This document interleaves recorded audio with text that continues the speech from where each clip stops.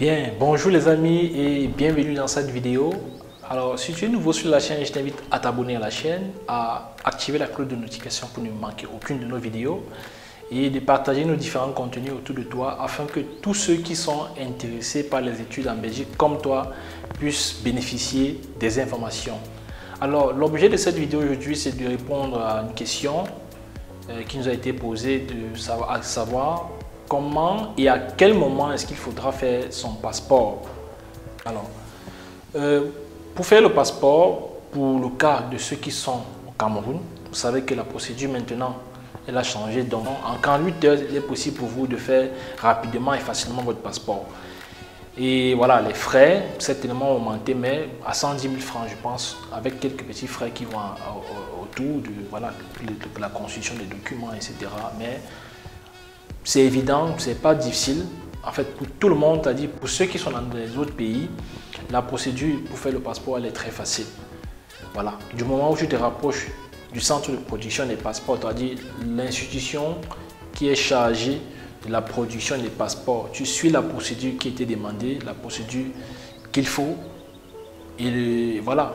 Dès que tu suis cette procédure, le passeport, voilà, il est facile. En 2 jours, 3 jours, tu as ton passeport, voilà, et ce n'est pas cher. Donc, dans notre pays, c'est 60 000, 50 000, 55 000, voilà.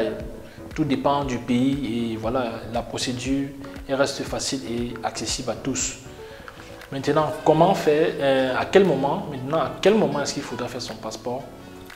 Alors, ici, je peux vous demander d'anticiper, de savoir anticiper. Pourquoi? Parce que vous savez que pour les demandes d'équivalence, vous mettez vos originaux et l'acte de naissance, qui est une pièce importante pour faire le passeport, vous devez mettre ça dans votre dossier d'équivalence. Donc, anticipez dans le sens où vous faites votre passeport avant d'envoyer votre original date de naissance au niveau du service des équivalences. Donc, avant d'envoyer votre dossier d'équivalence, donc l'acte de naissance, vous pouvez déjà introduire vos demandes de passeport. Donc, et après, en 2 jours, 3 jours, du moment où la procédure du passeport elle est plus facile, si elle est plus facile, voilà, tu introduis et dès que tu as ton passeport, tu envoies maintenant ton dossier d'équivalence au niveau du CV des équivalences. Mais pour ceux qui ont déjà le passeport, voilà, c'est une très bonne chose. Du moment où ton passeport est encore voilà, valide et authentique, il n'y a aucun souci. Maintenant, si tu as déjà introduit ta demande d'équivalence avec ton acte de naissance et que tu n'as pas encore ton passeport, tu vas juste patienter, voilà, faire la restitution de tes originaux, avoir ton acte de naissance et introduire ta demande de passeport. Voilà, du moment aussi la procédure n'est pas très longue, peu importe le nombre de temps, je pense que pour faire le passeport, c'est simple, c'est pas compliqué.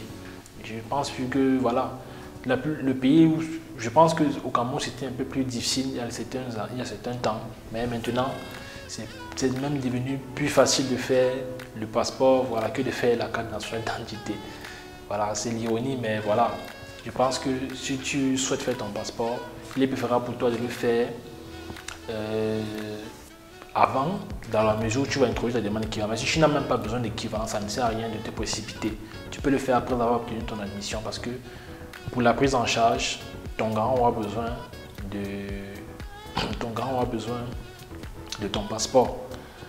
Et pour faire le passeport, il te faut l'acte de naissance. Maintenant, si tu as introduit ta demande d'équivalence déjà avec l'acte de naissance, tu devras juste attendre la restitution de tes originaux avant d'introduire ta demande d'équivalence. Mais si tu n'as pas encore introduit ta demande d'équivalence, tu peux anticiper sur le fait de faire ton passeport avant et après introduire ton dossier de demande d'équivalence. Donc, j'espère que je t'ai apporté des éléments de réponse concernant la question de comment et à quel moment est-ce qu'il faut faire son passeport. Donc, si tu veux faire ton passeport, ce n'est pas difficile. Fais-le auprès de l'institution chargée de la production des passeports. Suis la procédure qui est demandée et paie les prix qu'il faut payer. Et voilà, je pense que la procédure, elle est simple, elle n'est pas compliquée. Donc, je te remercie d'avoir regardé cette vidéo. S'il y a des éléments, il y a des choses qu'il y a oubliées dans cette vidéo, n'hésite pas à les mettre en commentaire afin que les autres bénéficient de la réponse. Donc, merci d'avoir regardé cette vidéo. Rendez-vous dans une prochaine vidéo.